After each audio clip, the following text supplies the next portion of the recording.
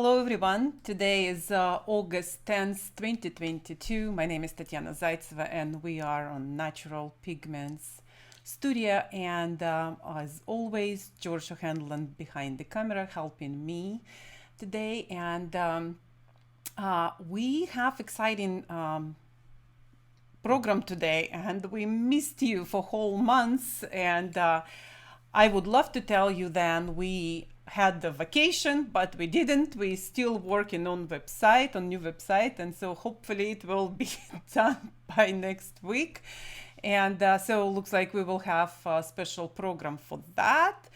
And but today we will talk about how to varnish your paintings. And so I think like three biggest questions we always have people call to us. It's of course oiling out, the mediums, and of course the big one is varnishing. And as our newsletter was saying, then almost everything what you see on internet sometimes looking horrible or horrifying. And so then today we will show you right way how to varnish, and we will not touch much the scientific part of varnishing. If you are interested in that, we covered much more in last year program. If you will look, I believe it's May 12, 2021, and it was guide to varnishing. And so we were talking about all different resins and or all different solvents. So today we will just quickly remind you, and then we will introduce our guest for today. And stay until end of the program, because on the end of the program we will have a special promotion for next week for only for people who watching program today, and it will be discount, which we not often doing. So anyway, let's cover our products first. So then, because when we will talk to our guest, so then you at least have the idea what he's talking about. Oops, where I am. Okay, well, let's do that. I just wanted to show the full line there. Okay. There's Here. Full range. Full Okay. range of varnishes.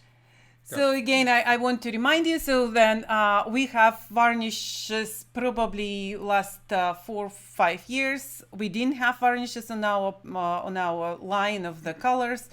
And more we travel with our classes, more we explain people how to varnish. The question often was what to varnish. And of course, many of you know 2 or 3 varnishes, although it's a lot of them in market, but and you stuck with them, and for some of you it works beautiful forever, and for some of you you're greatly disappointed and you think then it's something about the product itself. And so then again, I want to remind you, very often it's not about the product, but how it was applied or what happened to that product while it was staying 10 years on your shelf.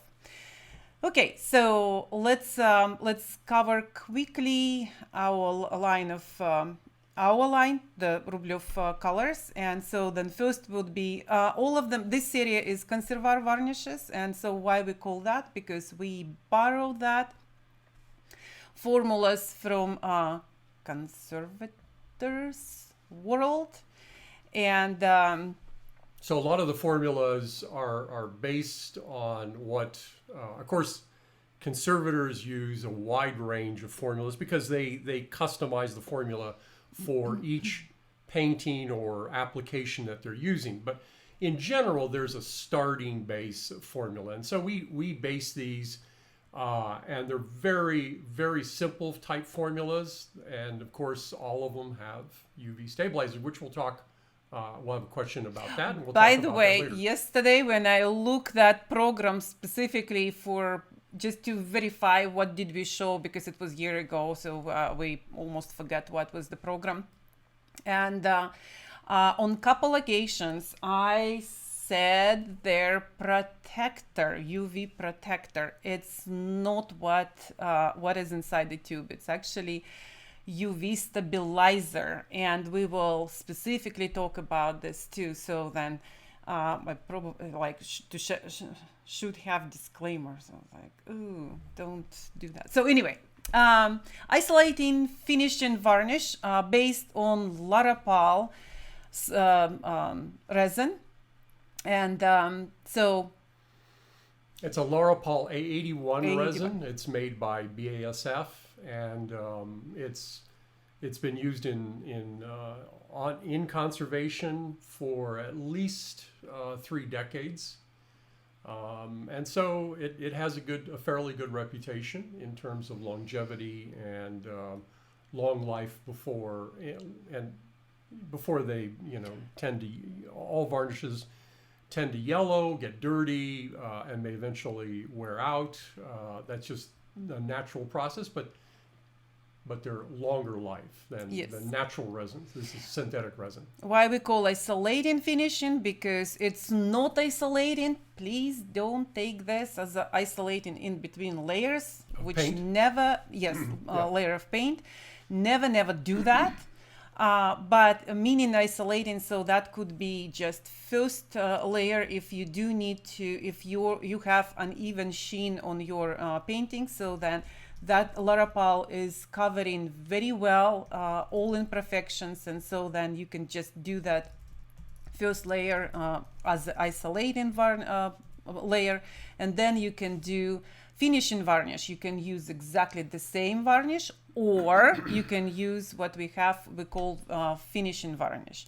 So George, let's skip to next photograph. So that's how it's look like. So it's very matte on the first layer, and again, I always careful to say matte or gloss, because even today we will show you how the same varnish on different paintings can look different.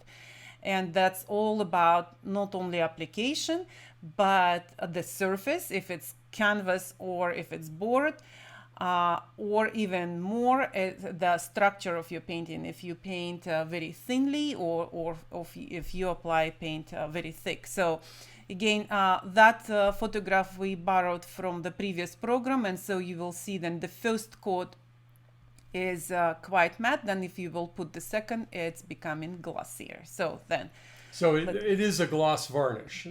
It's just what you're seeing here is it applied to a standard surface, and you can see that as you put more coats on, obviously it becomes more glossy. But it is a gloss varnish. But just again, compared to other, the Mar, what we will show you a little bit later, so then this is not as. So okay, next one, finishing varnish. That is based on Regal Res, and so that is your most common varnish. And so then probably from another company you are accustomed to hear as a Gumvar, and so we call this Regal Res finishing varnish. And again, it's glossy varnish, and George, you show next how it's look like. So that's how 1 coat and 2 coats look like. And I do want to remind you, so then if you put first coat with this specific varnish, the second coat will very well picked up first one, because it's again, we explained on first program, it's good and bad to have that great resin, because it's very easy removable. This is great. But same time, if you're putting second layer, and if you're putting second layer with the brush, so then you picking up the first one because it's dissolving immediately. So in order for you to properly put good second layer of the varnish, if you do need the second one, it's better to spray the second one. Okay, let's go next. And again, one. what you're looking at is a reflection of a light Oh, in, yeah. in a Okay. black card, Yes. just so that people understand what they're looking at. And you can see the more clear that light, in other words, the better image it makes, then that's, yeah, I usually Tanya's holding up showing the one cards, of these kinds what of we, cards. I and, can't find every time. Like, okay, here. yeah. Okay, Yeah. lights like here. And so the sharper the image of Yes. the light, Yes. that means it's glossier. So the more diffuse, it's less glossy. So the next one is the Mar varnish, and again, when you call us, we usually try to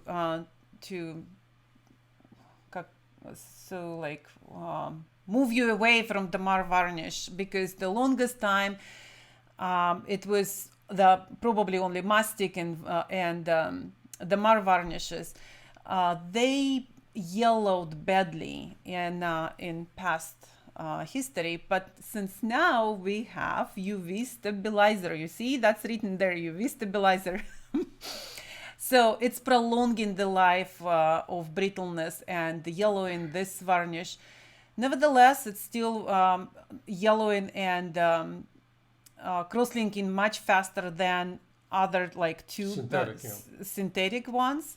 So therefore, again, if you like very you can switch version show, we will talk about. You see how that one is glossy. So we do have customers who absolutely want to be, glossy surface, and they want to see every detail on their painting, and so that's the Mar varnish.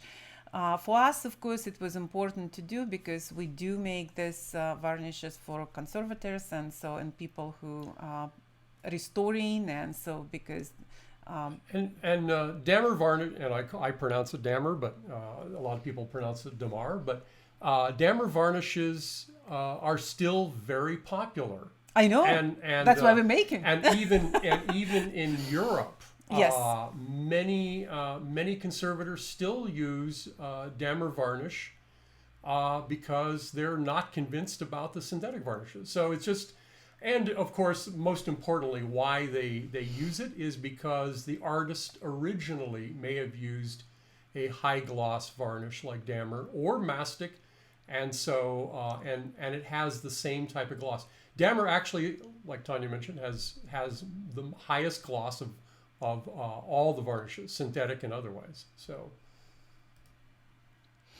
on to the next one. Yes, polymeric isolating varnish, and this is interesting one. And so from all our varnishes, that probably the most matte looking varnish. Less gloss. That's less gloss. It's still okay, gloss. less gloss. It's still gloss, but it's just I less. will show you how. Less, well, yeah, I know it's all subjective. But, okay. So. But we measured every time it, again. Remember, so on the first program we showing you the glass, the numbers, or how's that?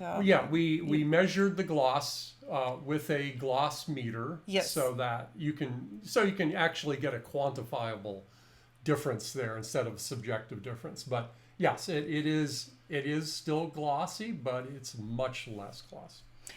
But and here you see like, and I think you have one slide where all of them together, yes, so then people can see that based on 2 coats. So yeah. Okay.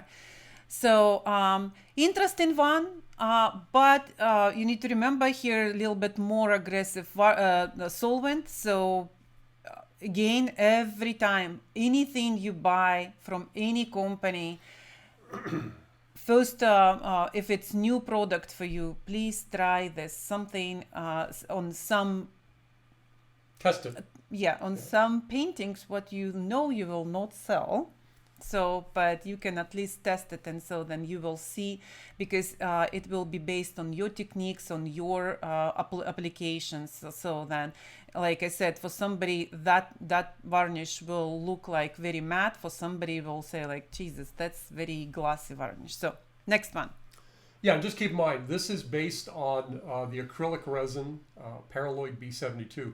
very stable resin, probably, and also used in conservation. And we called it Conservar polymeric isolating varnish, but it can be used both as a first layer and also a final varnish layer. And the last one is acrylic varnish. And so this based on Paraloid B44, and George specifically created this one while Artifacts was started selling the copper panels. And that was like big trend of where artists wanted to paint on copper, leaving copper metal visible through the paint, and so or on some areas just bare.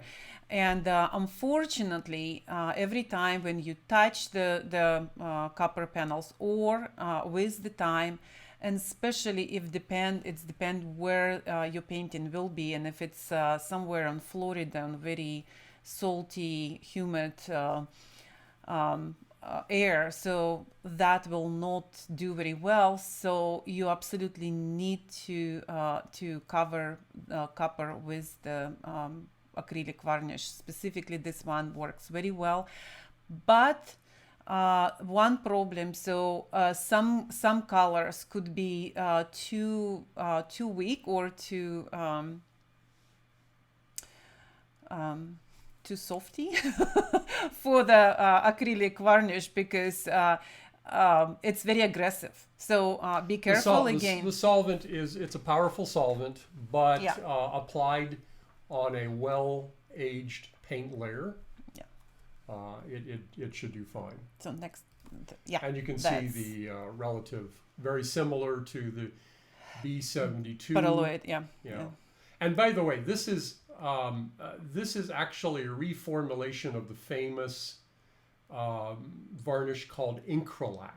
So we did a couple of different things to it than the original formulation, which has an excellent reputation of protecting copper. That's one of the reasons why it was originally formulated, and it's been around since at least the 1960s. The acrylic formula, and Paraloid B44 has been around even longer than that. So it's an excellent varnish, especially great on bare copper surfaces. That gives a lot of protection there. Yes. So here's the comparison.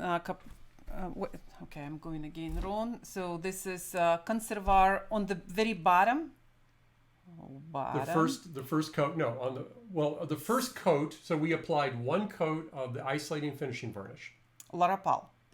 Okay, Larapal. So that was on all of them. Mm-hmm. Damn.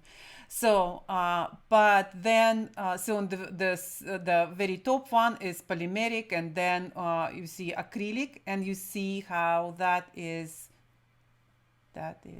Jesus, I can't. So anyway, my camera is the reverse. So then, and then the Mar varnish, you can see how that is glossy compared to any of that. And so Regal Rest, you don't see very well, but I can tell you this: it's somewhere in between the Mar and polymeric. So it's not as glossy as the Mar, but pretty close. Yeah, it's pretty close. And anyway, I think I would love now George introduce our guest, because this is exciting part of our program, and we are waiting right now for Eric Johnson. And can we? And Eric is a Boston-based painter and instructor at the Academy of Realist Art in Boston. We still can see him. And I'm going to bring him on. Okay. Right now. Okay. There he is. Hello. We did it. Hi, Eric. So happy to be here. We had a little difficulty in the beginning, but we've squared away all the technical issues. So and Eric is Eric has been making his own paints. He does use Rublev paints too, and I think that that's been an important part of your entire painting career, because it's obviously changed how you view paint and how you work with it too. And it's very apparent in your work. So we welcome you here, and we wanted to welcome you to talk about some of the your varnishing tips and tricks, and so we'll get right into that. So welcome, Eric. Thank you. Alrighty. So should I just go? Just start rambling? Yeah, absolutely. Very good at it. I'm very good at it. Okay, so just to give you all who don't know me, just a brief history. I really admired the old masters, although I believe it's our objective to take a step forward in the chain of tradition, not just do the things that the old masters did just because they did them. But I eventually realized that common manufactured paint was just not giving me the same look of the old masters paintings that I knew and loved and admired. That led me down this big rabbit hole of making my own pigments and making all of my paint, doing the research to avoid stabilizers and additives and all the slew of terrible things that they can do to the longevity of the picture, but also the quality of the paint while it's actually being used. So I've been at the academy. I'm kind of known as the materials guy because I just deep dived into it. Now, my main objective as a painter, beyond my own kind of aesthetic ideals and everything, is to make sure that my painting lasts the test of time. So that's one of the main reasons why I use paint without stabilizers and additives, is because I want my paint to just be linseed oil and pigment based. And that's it, because I feel that has the greatest possible benefit. Even the amount of yellowing, and you really look at the difference between walnut and linseed oil, the pros of linseed oil outweigh some of the cons of walnut oil. Now, throughout my entire painting, I look at it as a little chemistry experiment, and I want my painting to be really well aging while I'm alive, but also very easy to take care of later. And that's why I choose to varnish the paintings in the way that I do. I personally now prefer to use Regal Res 1094.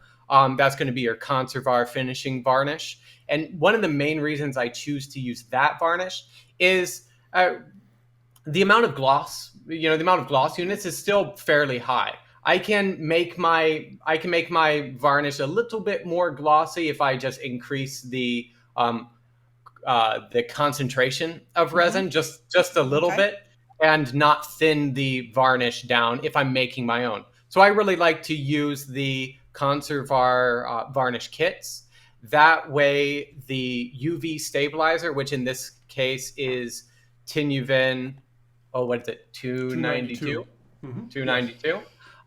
That way I can make the varnish in small batches and use that within a month. And I love that there's there at the top of the jar, there's a little thing that I can write what the age of the varnish is, because I want that UV stabilizer to give my varnish the longest lifespan. So the UV stabilizer obviously is not going to protect the painting necessarily from UV rays in the way of something special, other than the fact that varnishes will protect the painting from UV light, ultraviolet light, but the UV stabilizer is really going to protect the longevity of the varnish. So it's very important for me to know that is pretty fresh, and that's why I like also, when I don't have the time to do that, I can just buy one of your varnishes that are already made, because I know they're made in small batches and small bottles, where I know when it was made, I know how quickly to use it. You did all my job, you just,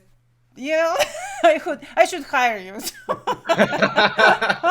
Because I just had this sets, and you already said exactly what I would say then, because on the jar there we have special label where you mix it at the same, like at the time, so then you can exactly know what the date on that. And we put specifically, although it's look like half of the jar, but or bottle, but it's exact amount what we measure for that or not one time use, but one time mix. And then thank you very much. And again, of course, mentioning this, and of course, that's what Eric mentioned about then. So yes, we do make very small batches. So the batch was like maybe 10 to 12 jars, bottles, and then we put that date here.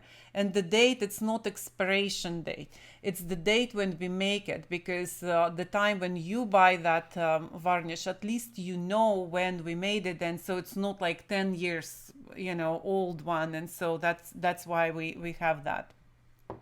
Thank you. Now, one of the reasons why I personally like to use the Regal Res 1094 as opposed to, let's say, the Dammer, or just using one of the acrylic, polymeric, or the Laropol finishing, isolating, is I want to make the job for the conservator as easy as possible, and I want them to be able to use the weakest solvent to not damage the surface of my painting, because I know that the Regal Res 1094, which is a hydrocarbon varnish, it can be dissolved today, tomorrow, and in 50 to 100 years, which its lifespan is going to be, about 100 plus or minus years before it really needs to be removed. They can dissolve it with the same solvent, which some of the other varnishes, once the Dammer goes through, oxidation, polymerization, we need, toluene, acetone, xylene. Same for the acrylic, the acrylic and polymeric varnishes, which require really strong, aggressive solvents, which personally, I don't like making the acrylic or the polymeric varnishes, just because I'm a little sensitive because of my unfortunate gross mishandling of all of solvents. So now I'm super sensitive to it. And you open up a little jar of toluene and I'm just fumed out of the whole, fumed out of the whole house. Yes. But one of the things that I've prepared, just to show all of you that these varnishes do have pros and cons. I personally don't mind there being a lot of gloss, and I don't mind there being lower gloss. I think that in general, I choose to use lower gloss varnish for a lighter painting and a higher gloss varnish for a darker painting. Okay. So what I've done is I've prepared an example to show what the glossiness is on a panel where I've done a handful of plein air studies, which I'll bring us through. Let's do that. So we need to switch camera to one screen. Yes. Yes. Great. Okay.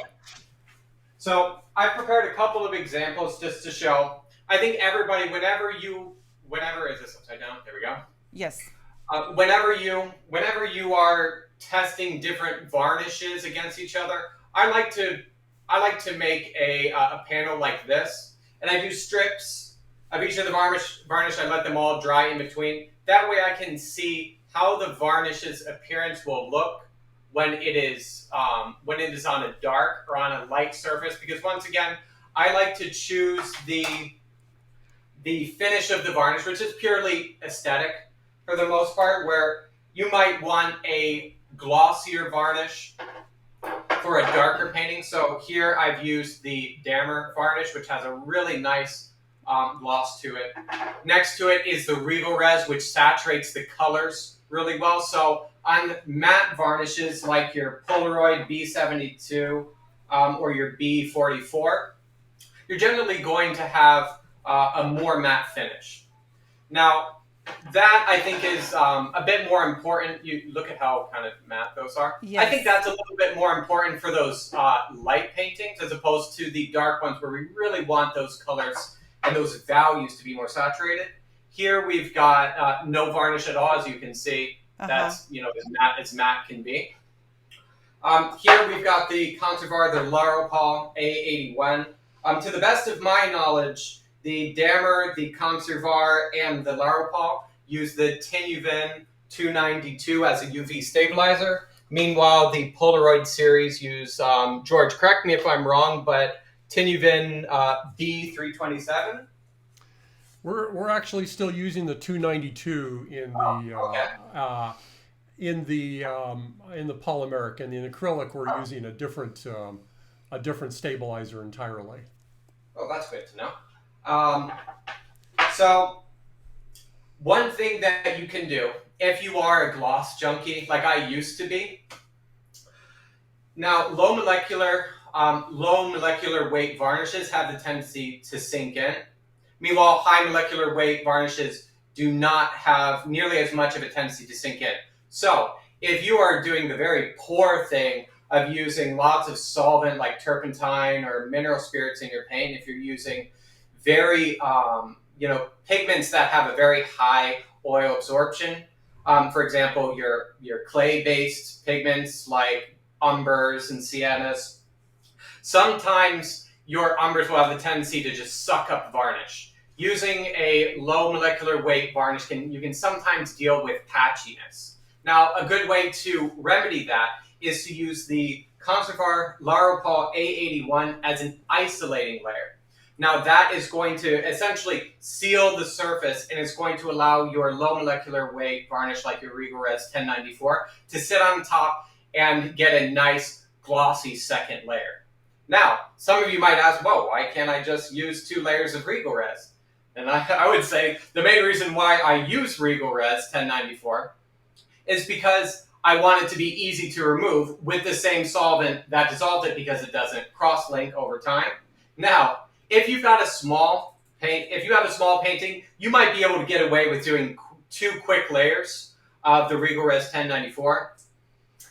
On the other hand, if it's a bigger painting, you'd find that trying to do 2 layers of Regal Res 1094 with a brush, you'll get a lot of patchiness, because the same varnish that you're putting on that synthetic resin is dissolved with the same solvent, and that's going to lead to parts of that layer 1 varnish getting dissolved and clumping up in random areas, and that's obviously not ideal. So if you really want gloss but do not want to deal with the shorter lifespan of the dammer, ideally, in my opinion, I would like my painting to be varnished and not touched by other human hands for as long as it possibly can. So the lower or the shorter lifespan of the dammer makes me back off just a bit, even though I love the way that the dammer looks. I will opt to use the Conservar Regal Res 1094 because it's just a bit more of a responsible choice in my opinion. But if you really want that gloss on a bigger painting, larger painting, that is the main use for your isolating layer using the Laropal Conservar A81. So yeah, I'm gonna switch the cameras back. I hope everything that I said was proper and correct. Absolutely. Yeah. Absolutely. Yeah, it's very good explanation, Eric. So like I said, you did all our job. I'm a little obsessed. I lose sleep over the idea of my paintings being destroyed by someone other than me in the future. Well, that's great. Yeah, that's a great explanation, and so yeah, that's. So since we were talking about different sheen, can we switch to this camera, George, for a second? Erica, we will go back. I'll be here. So, I will be here. Yes, please don't. Oh. I can put everybody on there. I have one big painting. I probably Okay, will not be. I'll switch you. Okay, that's good. That's enough. That's good. So here I have, this is Denise, I do believe Denise Vada. She was one of our students, what we had 6 days class, painting best practices class. And so she brought, students were bringing their paintings to show how different solvents will look like. And so here you see, here's the mar, and I will show you the sheen. So here's no varnish at all. So here's the mar varnish. Here's one layer of Laropal, and you can see how still matte is here. Here on the very last strip, it's Regal Res. So again, just one layer of Regal Res. But here, right in the middle, we have, she had one layer of Larapal and the second layer of Regal Res. And you can see, again, this is board, you know, and so there are no canvas on that board. And so you see how different every layer look like. Where I have another one painting, it's another student brought, so it was Linda Curley. And here's another, so here, this strip is the Mar varnish.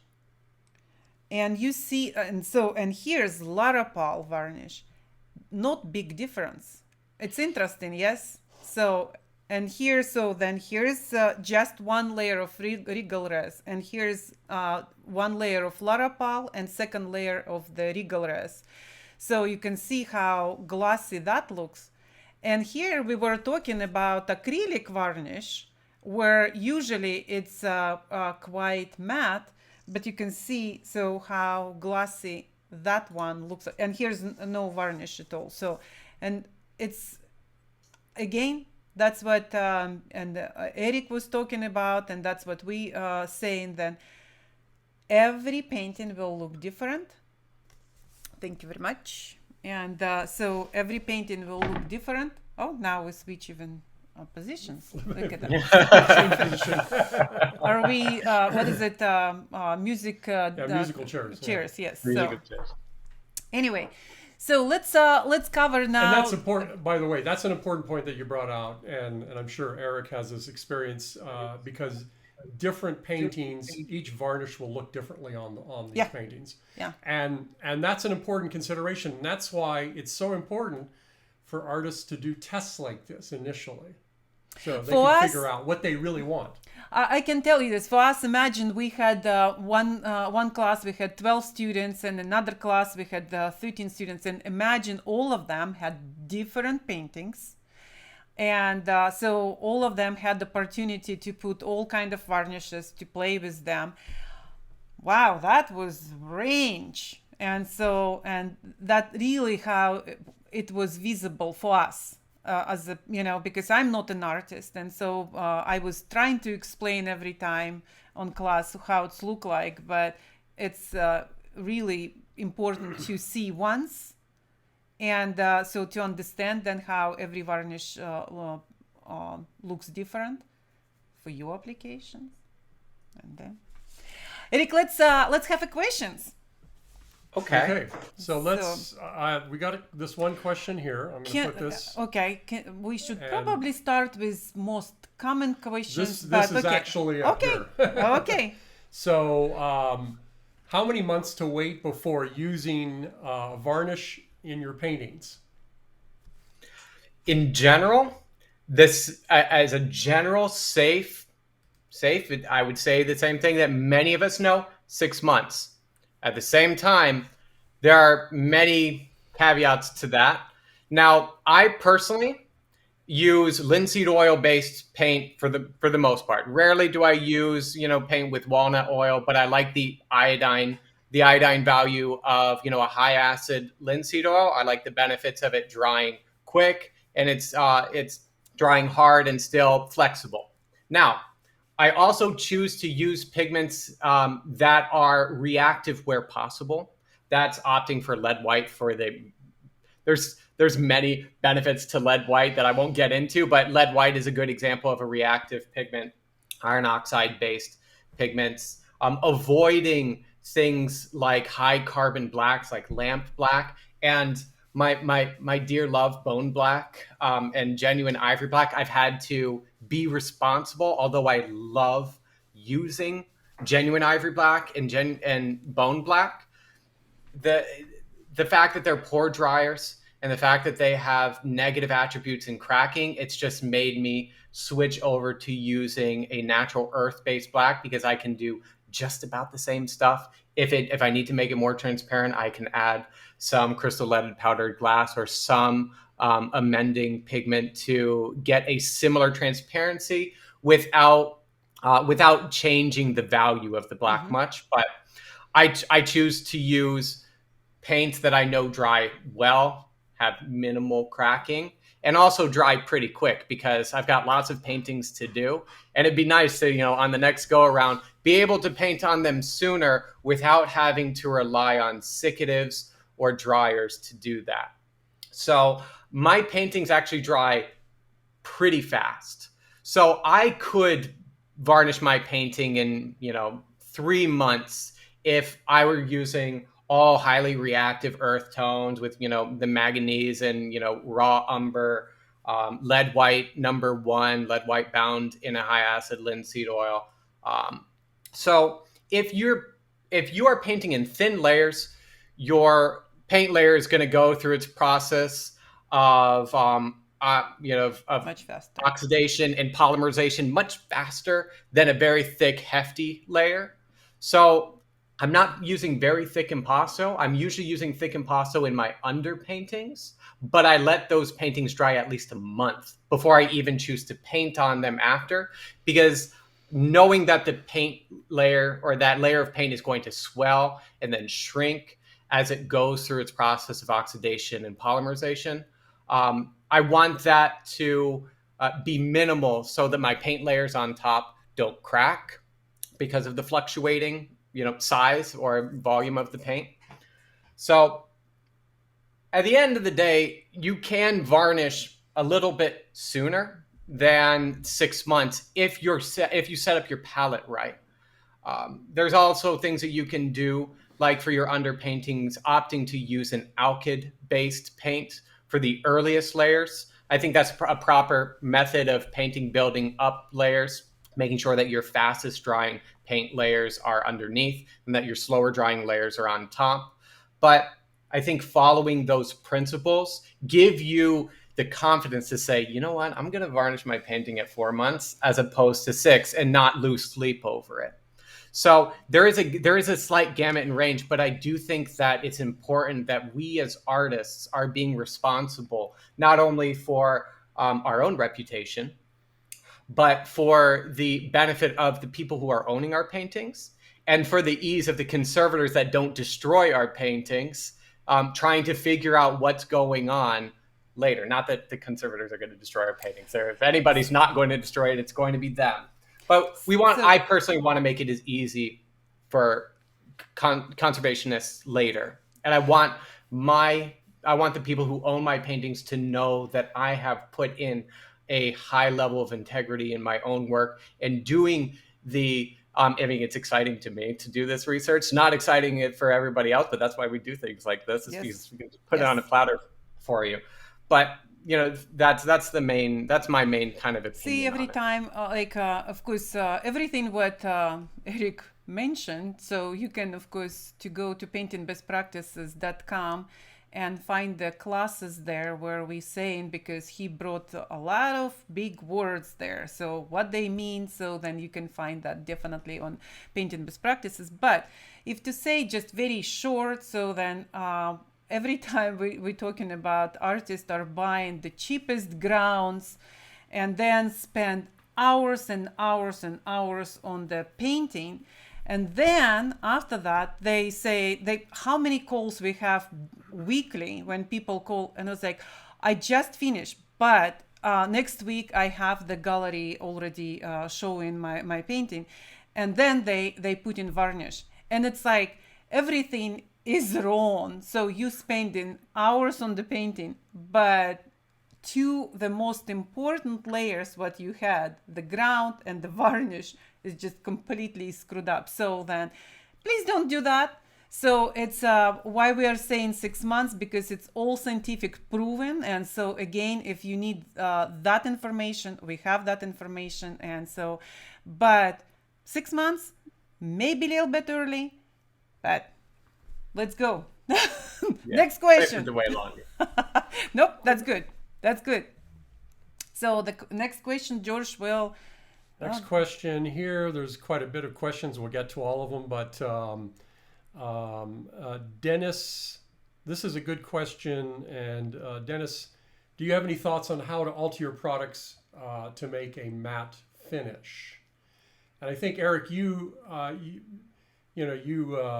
outlined something there in regards to you can dilute it.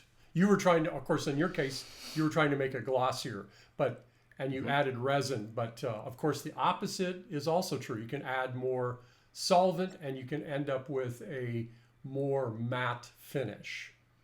And then I don't know, Eric, have you ever? You're always looking for a gloss varnish or a gloss finish. Have you ever tried a matte finish, like with maybe wax applied over? To tell you the honest truth, that's one thing I was like, well, that's cool, but I've never. I just like the way that my values. I put a lot of effort into the values and the saturation of the color, the chroma of the color in my paintings when I do it. And I find that using a matte varnish can sometimes make the values and colors less saturated, or there being less contrast, which is why you see Monet and a lot of Impressionists not varnishing their paintings, because they liked how it unified, or the diffused light did not increase the contrast of the colors and gave it a more kind of uniform atmosphere. I don't like that as much, because I want the value range that I had when I painted it. But yeah, you know what? I'd like to show one of the videos that Eric supplied to us, because that, I think, really helps to demonstrate what you just said. That's good. So let me flip over to let me see here. I'll flip over to this. Oh, and geez, I'm going to take you out of that. So, see if I can get this. Oh, okay. Wait a second. Okay. There we go. And so you can see how matte the painting is, and then when you put the gloss varnish, what a difference. Yeah. What a difference. It's really amazing. And then that's very apparent, of course, obviously in your in that painting, much darker. And then is Eric with us? Yeah. Yes. Oh, yes. Sorry. Okay, I'm sorry. I didn't know if it was my time to chime in. I'm just scared to lose you. I didn't want to interrupt. One thing that we didn't talk about is the brush choice. Avoid using very thick, heavy like hog bristle brushes that will have the tendency to, shed their hair. But using a thin, soft brush is, most ideal. One of the things, in regards to, how I varnish, I'll usually start off with a vertical stroke, and then I will do a horizontal stroke to just even out any of those ridges. I also don't mind using a small jar, because when I wipe, I dip my brush into a small amount of varnish, and then I wipe off. Now, when you use a kind of a circular jar, what happens is it removes a little bit more varnish from the far edges of the brush, which usually if you have too much varnish on the edge of your brush, what happens is you get these little bead or these puddles. So I actually like to use a smaller circular jar, because it removes a little bit more varnish from the edges of the brush. So when you actually put your brush down on the surface, there's a slightly higher quantity of varnish in the center of the brush that gets pushed outwards towards the edges. I find that gives me just a bit more of a uniform coverage. That's a good point. That's a really good tip. And for artists to use, so that's great. So we'll show this last one here, and please don't pour your varnish to your painting. This is the most horrifying. We see all these videos, people pouring the varnish on. Yeah, using the bad brushes, because why to use good brush doesn't make sense for these people, and then they picking up the hair and trying to take out these bubbles from what bad brush will bring to you. And of course, Eric using our Rublev brush. Which is great. This brush is made in Germany, and so we designed it specifically that that brush for our Now, varnishes. one very important thing when it comes Yes. to brush care, Yes. you should have a brush for Regal Res. You should have a brush for Laropal. You should have a brush for your, acrylic varnishes. You should also have a container that you would typically swish your brushes in if you're that type of person that's swishing their brushes in solvent. You should have a container of the solvent that dissolves the varnish that you're using. And, I have one cup that's just mineral spirits. That's high flash mineral spirits, high evaporating or fast evaporating. And I will clean my Regal Res brush in that a few times. After a while, I will dispose that varnish. I will call my hazardous waste disposal and, get a pickup, at my home. That way I can get rid of those things and don't pour them down the drain. But the main thing is you want to be cleaning your varnish brushes with the same solvent that dissolves the resin, for obvious reasons. It dissolves the resin. So your varnish brushes will last forever. Essentially, you're abusing them so little that you really should only need one for each type of varnish that you're using.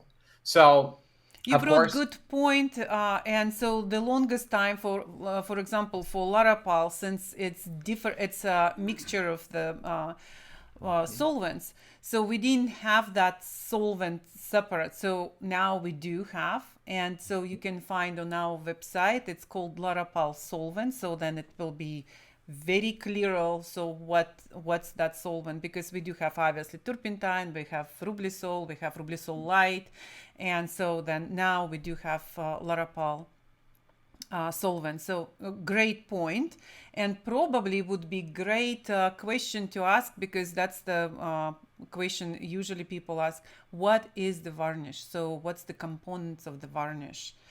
And so do you want to answer? Yeah. The varnish is very simple. The varnish is very simple, like paint should be simple, pigment and oil. In this case, we have resin. That can be a natural resin or that can be a synthetic resin. Living in the 21st century, I don't see much of a need to use natural resins because they will oxidize just so much quicker. And there's just negative attributes of natural resins compared to all of the time and effort and energy that people have put into the really complex chemistry to develop these resins for the paintings that you love and admire on the walls of museums. Why not use the same? Why not use the same resin? So you have your resin, you have your solvent. Now, not every resin can be dissolved in the same solvents. So there are some resins that need to be dissolved in, almost 100% aromatic solvent. Others that can be dissolved in low aromatic solvents like mineral spirits. But the main thing is your varnish is made up of three main components. You have your solvent, your resin, and then your UV stabilizer, which is going to help extend the life of that varnish and decrease the time it takes for that varnish to yellow. Great. That's absolutely great. And so again, so I want to remind you, so then we do have the sets. So we do have sets for Regal Res, for Laropal, and for Damar. And so Damar varnish, it will look even funny. So we have a bag inside the jar, so then it will be dissolved and do not give all kind of crap what the Damar has. Yeah, there's usually little bits of sticks and dirt, and it's a natural resin. So I mean, Yes. they're getting Yes. a tree is getting slashed, and they're just collecting the Yes. resin. So there will be little Yes. bits of dirt and everything. It has nothing to do with natural pigments or rhubarb. It's No. just natural. It's in the name, natural. Yes. Just one point that I wanted to bring out, clarify for everybody, because everybody, or not everybody, but some people, and we've seen some comments, that some people think that UV stabilizer absorbs UV light, and that's not its function. So the function of a UV stabilizer is to extend the life of the varnish layer, and it's not to absorb UV light. Now, UV light absorbers are used in clear coats, let's say for automobiles and other applications, but they are yellow compounds. And so And that's why they're generally not used in artist varnishes, because they are yellow. So they would tend to make the varnish a little bit yellow. Not so apparent on a car because of the the intense colors that they're being used. And there. on our set, we have Tinovin right in this small teeny bottle. So because you don't want to add a lot. So it's again so specific amount here how much you need. And I know we had a question before about, so if you are varnishing much later, let's say, so we do have artists calling and say like, you know what, I finished my painting 5-6 years ago, and then now I need to varnish, what to do. So you do need to clean the your painting. And so we have good product for that picture gel. It's okay. Do you need to No, I was gonna go get the mini picture cleaning. Oh kit. yeah, I have it here. So look, Okay, you good. have everything. Okay, yeah, I've got all the bells. we do I've got have- all the bells and whistles. Yeah, we do have set, and set has so the bottle of the gel, picture cleaning gel. We have Rublisol, and we have deionized water, and we have the sandpaper. Not sandpaper. This is It's a micro mesh. micro mesh. Yeah, it's yes. a micro mesh sheet, and So that- everything what you need to clean, but that's for aggressive cleaning. So then usually we're saying then, so if simply just- dusting is just- usually that's all yeah. that's required, and dusting with a brush. But Yeah. you'll be surprised when you clean in with the gel. And so we had several artists are trying on their old painting, even if you can clean, like even if it's varnished. And so then they wanted to clean that because our environment is so looks like very horrible. And so that's what all we breathing. And of Yeah. course, our paintings are taking all that dust and dirt. And so it needs to be clean. Very let's- important to not clean your painting like a barbarian as well. Yes. Yeah. Roll. Yeah. So Roll okay, here's the- Jason. So Jason has a question. Since both dammer and mastic varnishes are soluble in turpentine, why have I heard that they are more difficult to remove than modern varnishes? Will turpentine still remove them, but is it difficult? And that's a really great question, Jason. The reason, and I think Eric's mentioned this too, is that natural resins like dammer and mastic oxidize and cross-link, and as a result, the original varnish used to dissolve the natural resin can no longer remove them. So as it ages, the varnish requires more polar solvents. And what I mean by polar solvents, these are solvents like acetone or alcohol, and which are far more aggressive on oil paints and paints in general. And so that's why they're more problematic to remove. And so, Again, we covered that on previous session on May 12, 2021 about, so we talk about why is that happening. And if you need to know more, painting best practice is there. here's another good. Victoria. Hi, Victoria. So she has a question between what is the difference between an isolating varnish and a final varnish? Do you want to answer or I answer? I can answer. Who wants to answer? I think we all can answer. So basically your isolating varnish, or what the other companies are selling, it's your diluted regular varnish. And But People take- but the important thing to understand, it's not so much a varnish as much as its application. How is it applied? So a varnish, any varnish can basically be an isolating varnish. If you, for instance, make that the first varnish layer and then you decide to put another coat, then that coat is the final coat and the first coat is an isolating varnish. again, that's why we usually, when you call to us, we are telling you the great strategy would be to put Larapal first, because it is different resin than Regal resin on top. So then, and theoretically, each of them have 100 years of the life.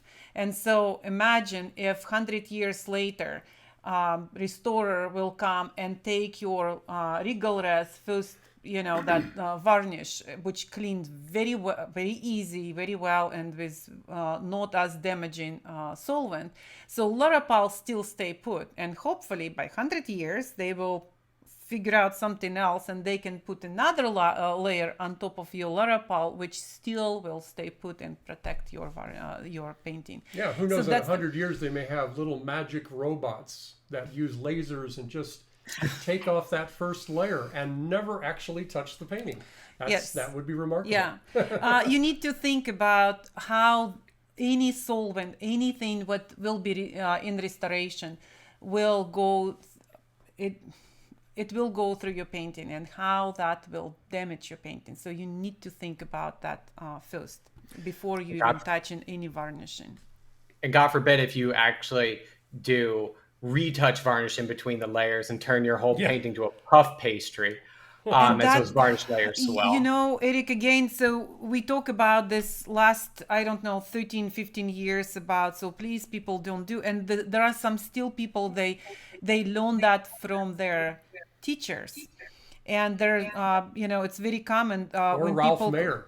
That one, Ralph Mayer just coming back. Yeah, and again, just simple physics. Imagine if you put your varnishing in between the layers, and so you come and you oiling out with varnish, and then you put final varnish, and when restorers will come, or you varnish with bad varnish and something didn't go very well, and so you need to remove that varnish, and just that happened very often too. People work on painting, they put varnish, they didn't like how it's look like, they want to remove that, and when you removing this solvent seeping through your layers of the paint, and everything just puff pastries, they can swell.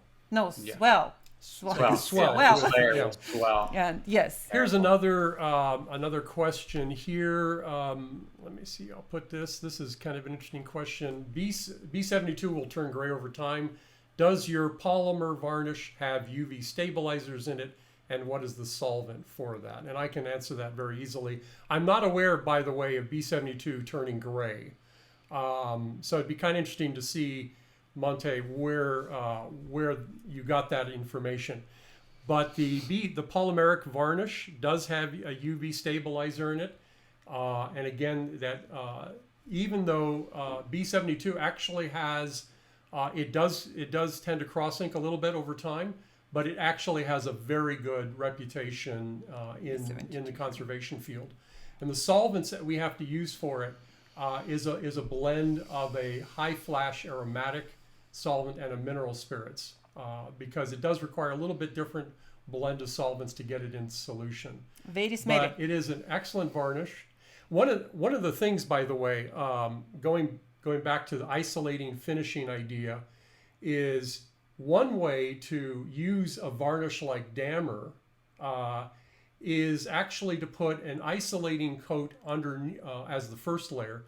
Choose maybe a B72 or the isolating finishing varnish, which is the Lorapal. Put that first, and then use Dammer on top. Now, always keep in mind that the final coat determines the appearance of the varnish layers. So even if you have a lower gloss varnish on the bottom and you put a high gloss varnish on top, it will actually be very high gloss. So and in that way, when it comes time to remove that Dammer varnish, the isolating layer, as Tatiana mentioned, will help to protect the painting, and it actually, and the fact that I think Eric wants to say something. Yeah, go ahead. No, I think that's a great idea. I mean, that's a great idea. So it's these are different strategies that one can use, because sometimes we want to get, and very important, by the way, and I'll mention this only because I know this is going to come up if it hasn't already. Tempera painters. Yes. Big issue with them is how do you varnish a tempera painting? And the problem there is that any varnish you use becomes part of the painting because the tempera layer is so porous. So any varnish you put in sinks into the tempera painting, and that's it. That's non-removable. So a B72 acrylic varnish is actually a very good isolating coat for that, and then putting on a final varnish, any other varnish you want on top of that. So Okay. good point there. Let me see here, going down here to, this might be good. Victoria has another question. Best for a painting that has a lot of black in the background. So I guess the best varnish.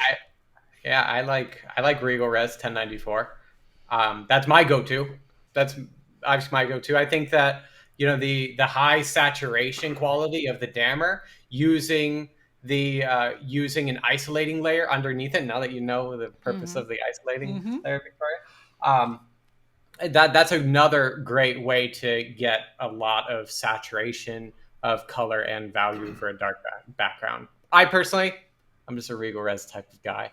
That's usually what I use is Regal Res. You know, on our website, we have people commenting every time they, you know, rating the products, and so, and a lot of ideas we actually reading from our customers. We, you know, once you give the product and you give the idea how it should be, but artists are artists, of course, they are using whatever how they think it should be used. And so, like, for example, we had one customer, which is great idea we thought. So he had uneven sheen on certain parts of the painting.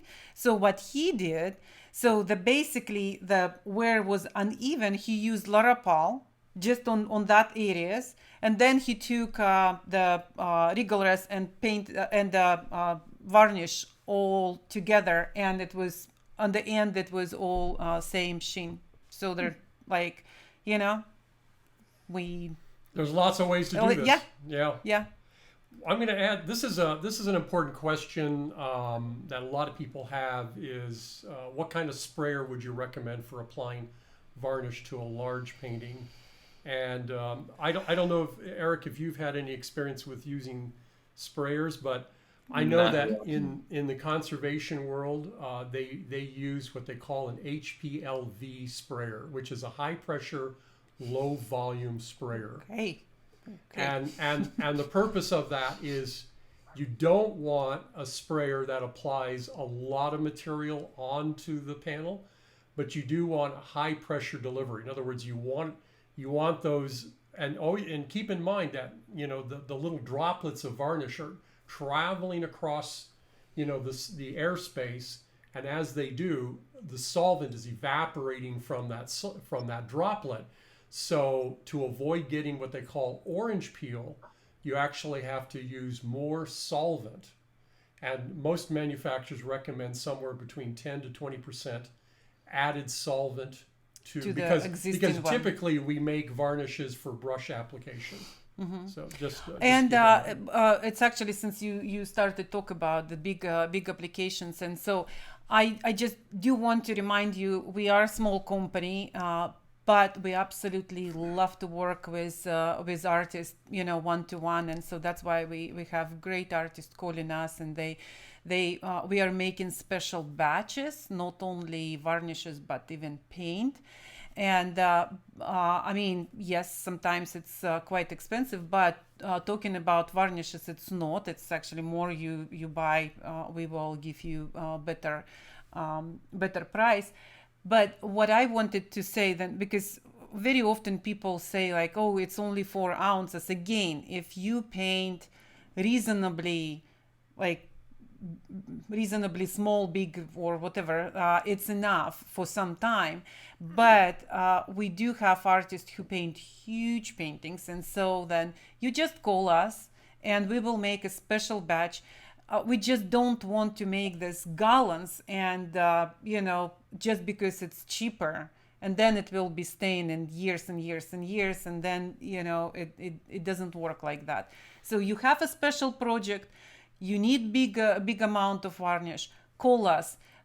Give us at least a week, because usually people call and say like, I need tomorrow, and we can't. I mean, even if we can produce for you that as fast, but we can send you, because it's solvent, and it's going by air, of course. I mean, by ground.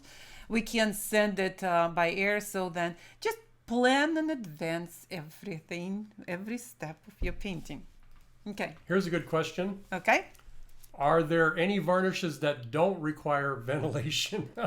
No. At this time, yeah. No.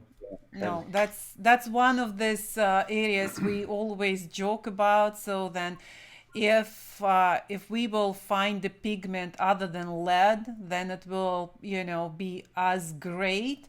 So we would switch immediately. And if other way we can make a varnishes without solvents, we would. Unfortunately, not. Yeah, not. Oh, I've got an. I'm sorry, Yes, yeah. I've got a very important point. Preparation of your studio, your space to varnish. What I do, I save all of my varnishing for one time. So I will gather up 10 paintings to varnish all at once. I give my studio the deepest clean. I have a HEPA shop vac, and then I wet mop everything.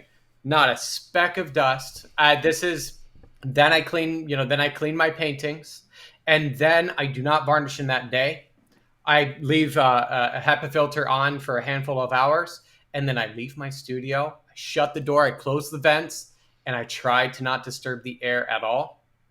Thank you. Then I slowly creep into my studio, bring the painting out, varnish it, put it in the safe space, closed, where there's once again no dust, and do that for all of them. And then I sneak out of my studio.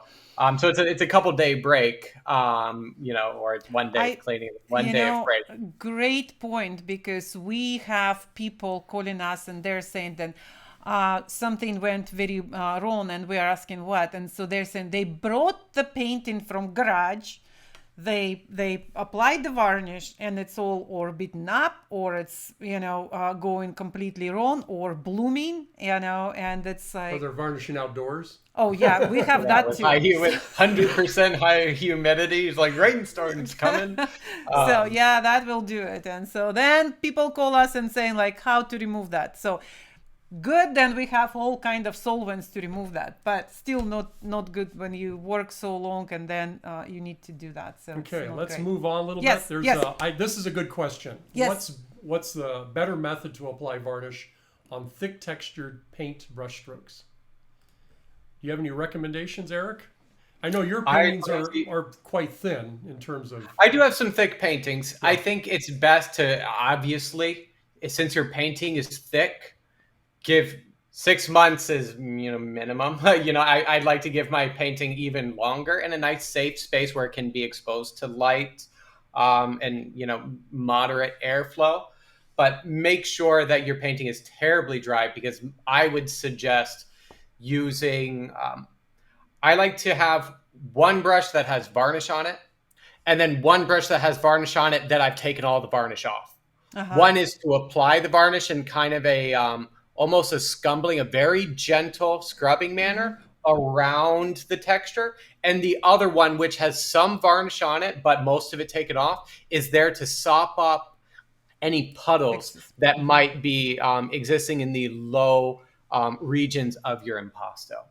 Great. That's great. Here's a question from Marie for Hi, Eric. Marie. Can Eric talk about the varnish's ability to even a sheen of paints used, like some sinking in or glossy areas? Oh, Josh, can you put I'm back? sorry. Yeah, let me put that back. I took it off too early. So if you can talk about uneven sheen and how to correct that. He doesn't have that. See, I do everything I can to avoid that. Okay, so I think that dealing with this prophylactically is the best choice. Now, this is what I do, and this is what allows my paintings to be completely even. The mattness, when my painting sinks in, it's all completely flat. Regardless, of whether I'm using a lead oil ground, an oil primed linen. I'm definitely not using an acrylic primed surface ever. But if I'm using a lead oil ground, just a regular titanium oil ground, or an oil primed linen, it's always adhered to an ACM panel. That's either a solid polyethylene core ACM or corrugated polypropylene core ACM. What I do is I first start off by making sure that my underpaintings lack mineral spirits. I may do a Campitura or an Imprimatura with some mineral spirits, but that's primarily to degrease and clean any dust or dirt off of my surface before I go and tone it with a very thin washy layer. Now, I do not add any mineral spirits to my paint when I go to tone my surface. I just hurry up and do that before all of that mineral spirits has evaporated from my cleaning session. After that, mineral spirits is out of my studio until it's time to varnish. Great. So throughout all of my layers, I like to add very small amounts of copolymerized or polymerized linseed oil when I'm getting my paint to the critical pigment volume concentration. Now, when you make your own paint or when you use paint without stabilizers and additives, sometimes you go to spit the paint out and you'll go, oh, it's lost all of its oil. And you might be a little bit perturbed in that moment. But I look at that and I kind of have to say, yes, it's happened. Because I want my paint that I get from Natural Pigments Rublev, which when it's made, it is at the critical pigment volume concentration. But if you're sitting on that one tube for 8 months, it's obviously gravity's going to start to separate the pigment from the oil, depending on which pigment it is. Certain pigments, that doesn't really happen for an ungodly amount of time. Other ones that will happen much quicker. Now, I like when I get some pigment oil separation because that means my paint is very lean, meaning the pigment quantity is too high for the quantity of oil. Mm-hmm. Now, what I do there is I supplement that with whichever oils I choose. That can be a higher acid, like the Pale Grinders oil, refined linseed oil. That can be an epoxide oil. That can be a vacuum-bodied linseed oil. I prefer vacuum-bodied linseed oil as opposed to the closed kettle.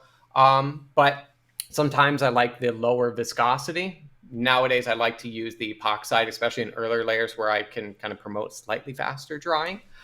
But the addition of those polymerized or copolymerized oils, which are different sizes of polymers, monomers, your paint is not going to sink in quite as much. That's why when you're refinishing wood furniture, the finishing oil varnishes are usually bodied oil.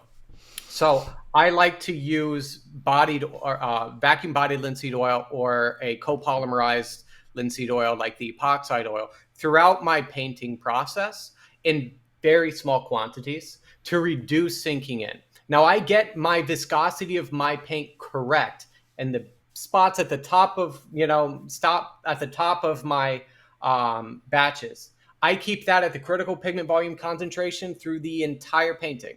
And then I've got the question, but what about glazing? Don't I need to add, 3 liters of oil into it to glaze? And I, jar a bit and say, no, it's the opportunity to add transparent pigments like fumed silica, crystal leaded powdered glass, barite, calcium carbonate, any of the other kind of amending pigments to help give a little bit more transparency. And ideally, I glaze with transparent pigments to begin with. I don't try to make a very opaque pigment that's very small in size, more transparent just through the use of amendment pigments. But that allows the oil content, or that my paint is at the critical pigment volume concentration throughout the entire painting process, which makes it to where I don't have to think about the fat over lean principle and follow more of a principle of slower drying over faster drying, or softer, more flexible over harder and more stiff. That's why earlier I suggested you could use an alkyd or fast drying reactive colors earlier in the painting, and then perhaps slower drying colors at the top. I see the question. Are you oiling out in between the layers? Oh, see, over time, I've learned to paint just bad enough. In other words, if I look, I can look at anything in I can do an alla prima and make it good to go. The hard thing, the conundrum here is oiling out, where buffing the painting sometimes I feel damages it, so sinking in happens because the oil quite literally gets sucked into the paint layers underneath, or the absorbency of the substrate, or the absorbency of the substrate and the absorbency of the ground. Grounds typically have calcium carbonate in it, which invites some of that oil to be sucked into it. So even a pure layer of lead white is not an ideal ground. You need some absorbency there to, let the paint bite into that ground. Now, the conundrum here is when you do a dark painting, it gets very matte. So that oil gets sucked in, and that reveals a micro rough surface, which diffuses the light. So if we apply oil onto it or a varnish onto it, that makes that more uniform. And then we've got, a better refraction or reflection off of that. So the oil layer is a little bit more uniform because it's covered with that. Now, what I do now is I paint in layers, and I am purposely keeping my painting harmoniously underdeveloped and stepping the painting up for 90% of the painting without oiling out, because I know that it's wrong. I'm not trying to be too correct too early in the painting, which means when I look at it and sunk it in, all I have to do is shrug and say, well, let's do it again. It was fun the first time. It'll be twice as much fun the next time. It's only when I come to the very, very end where I feel a somewhat, I feel that oiling out is somewhat of like the necessary evil. Now, the thing that I do is I apply a very small amount of linseed oil or oleogel, which is a mixture of linseed oil and fumed silica. I apply a very thin amount of that, and I try to wipe as much of it off with a makeup sponge that does not have any infused vitamin E or anything. So there's a very, very thin layer of oil. Now, I will only oil out in the area where I intend to paint. I will not oil out a very large area because I am terrified of unpigmented linoxin, which is just a straight oil, yellowing unpigmented on the surface of the painting. I want to avoid that. So I only oil out in the section that I plan to paint. And I will paint every last inch of where I oiled out. I would never leave an area where I oiled out left alone. I will make sure that I paint into it. And sometimes what I'll even do is I won't try to float my layer on top of the oiling out. I'll actually kind of apply it with a bit of a scumble motion first. If any of you follow me on Instagram, my Instagram is easy, Eric Johnson Artist. Thank you. You'll see videos of me painting, and you'll sometimes wonder, it's like, why is he always scrubbing at his paintings gently in the beginning? And that's because if I've oiled out, or if I'm just applying the paint, I try to use, a stiffer brush to move more paint as opposed to relying on, decreasing the viscosity using oil or solvents. I want to rough up and mix my paint in with that thin layer of oil. That way my layer of paint isn't floating on top of, a little buffer of straight oil. So I worry that could have negative attributes. But yeah, that's kind of how I deal with it. I only oil out towards the very final layers, and I'll go piecemeal, piece by piece by piece by piece, and I'll oil out just what I think I can handle in a few hours span, and then I'll oil out the next area and the next area. Okay. I think we're going to have to bring Eric back again to get more into this. Definitely. It's time already. That's 11:30. A lot of good information there. Yeah. Looks like you will be our regular now. So you don't have to threaten me with a good time. Good. So it looks like we have gone over time, but I'm going to try to get a few more questions in because I think they're really Let's do quickly. They're really important if we can get to these quickly. I would like to do Mikovic. And so this kind of a long explanation here. Mikovic he paints with an egg oil emulsion, our Velasquez medium handmade paints, and he doesn't use any solvents. He lets the painting dry 1 year or more. He cleans the painting with a soft, dry brush. And then for varnish, he uses dammer thinned with with turpentine and a little alcohol. And it's very thin and applied in 4 layers. Is this okay? Any suggestion? And I guess you should answer. yeah, so it's again, the Dammer is a very good natural resin, and it does have lots of very good gloss. So and Mukovic is in Europe, and they do have, of course, a number of synthetic resins. Our varnishes are not available yet in Europe. We hope to have them available in probably late this year. But overall, yes, that's fine. Again, just keep in mind that Dammer is supposed to have a lifespan of about 25 to 50 years. And according to Dr. René Delarue, now retired conservation scientist, who actually developed the formulation for the Regal Varnish in 1991, also tested Dammer with a Tinevin 292, which is a UV stabilizer, and found that under accelerated conditions, Dammer can actually last 100 years. Now, that's a theoretical accelerated light conditions, but with the caveat that the painting is not exposed to UV rays.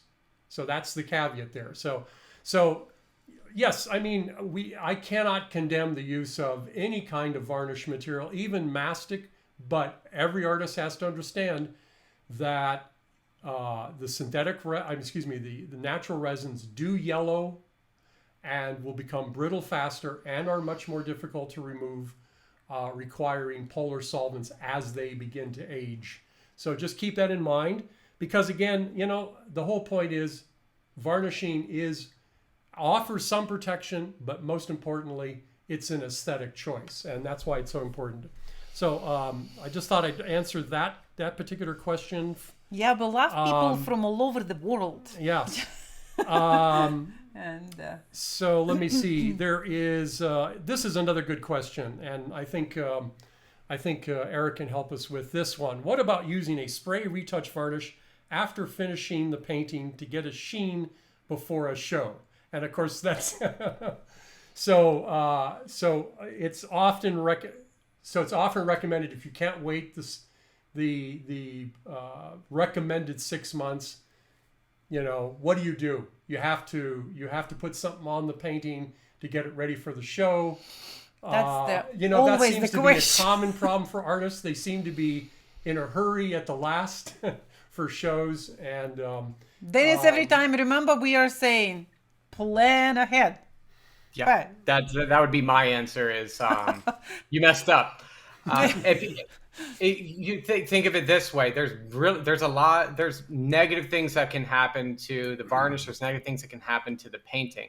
I've done that before. Not it's actually for a commission, but I varnished a painting right when it was touch dry. And typically, I would think that when you varnish too early, the painting is still going to go through fluctuating in its size and crack the varnish.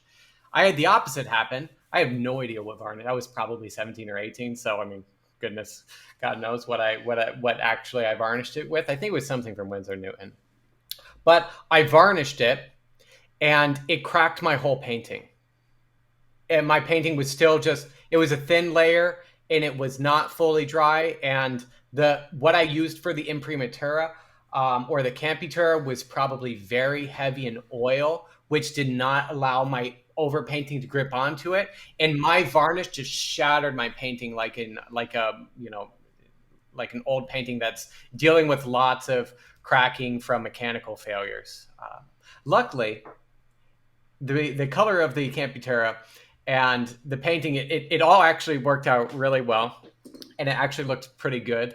But I would never try and do that on my own. But bad things can happen. And the last thing you want to do is ruin the piece that you worked on. The best thing is don't plan ahead, like was said.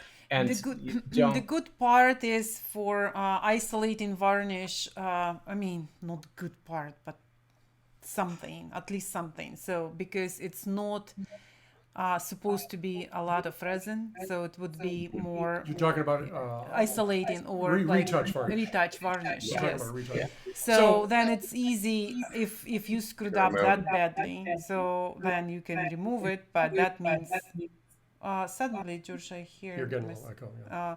So then, while you're removing, so then that means you need to wait again more time, and so then it's kind of like 50-50. It's The point, what a retouch varnish is, by the way, is simply a diluted varnish. yes, And typically, however, retouch varnishes are really used by conservators when they do in painting, because the idea is they put a little retouch varnish in the area where they're going to do in painting. They then do the in painting, which allows that Remove retouch later. to be removed easily. See, that's really the idea of a retouch varnish. And that's not something artists typically want to be using. However, having said that, this is a big issue for a lot of artists. And of course, the best thing is to plan ahead.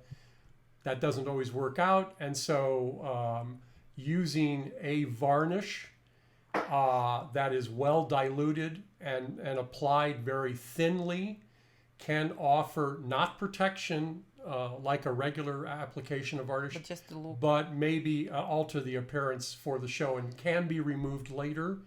And a Regal Res varnish is probably, if I were to recommend that, and I'm not recommending doing this, but I know people were gonna, in fact, I had a call from an artist last week who had that exact same problem, and this artist exhibits worldwide, and so we walk through it, and of course I told him all of the downsides of doing these things, but yeah, it's just not a good thing. But yeah, tens and thousands. Your risk, you risk things, and that's what happens. But, so okay, I think because it's already it's 11:30. One last question here, because Okay. I think I think there's some artists actually attempt to do this. Can you use resin as a varnish? And I think what Ingi. her name Ingi is referring to is something like art resin or epoxy resin. And and based on Eric's eyes right there, Imagine you can the see questions that we have. absolutely Didn't even. Yeah. absolutely would never want to use an epoxy resin as a final coat on a painting. And why is that? Because it is not removable without, of course, destroying the painting. So yeah. So and it very will yellow definitely very like that. fast, and so. But anyway, it's. And we will put Eric's in the description on the YouTube channel, as well as in Facebook. We'll put Eric's contact information, because a lot of people have asked about Yeah, that. now people will call you instead And of us. get advice on varnishing. I'll bear the weight of some of it. But you can see Eric is a great teacher. He's got a lot of great information. Yeah. Not just obviously about painting, but about materials, which is actually, I can say right now, is rare among many artists who have good background in materials. And I don't know, Eric, would you say it's because you have made paints and that gave you, some greater insights?